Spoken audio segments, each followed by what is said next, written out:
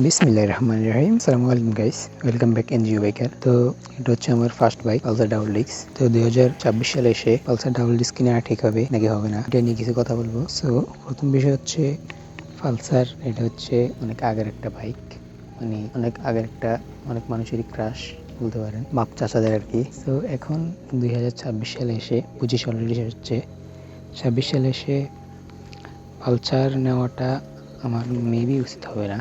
So 2026 সালে এসে আমার হিসাবে পালসার নেবেন না। পালসারের একটা বড় সড়ো প্রবলেম হচ্ছে 6 বছর পর পালসারের ট্যাঙ্কে জং এসে যায়। আর এখন তো আমাদের দেশের তেলের যে অবস্থা, নতুন নতুন বাইকে জং আসতেছে যাদের বাইকের বয়স 2 মাস বা 2.5 মাস বা 3 মাস এরকম।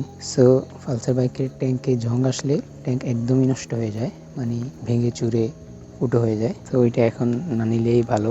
আর থার্ড, পালসার বাইক অনেক ভার, একসাথে এক সাইডে যদি কাত হয়ে যায় তাহলে ওইটা আর ধরে রাখা যায় না। আমিও মেবি দুবার ফেলছি, হ্যাঁ অলরেডি দুবার ফেলছি 9 মাসের মধ্যে। অ্যান্ড এই আর কি, এই ছিল আজকের ভিডিও।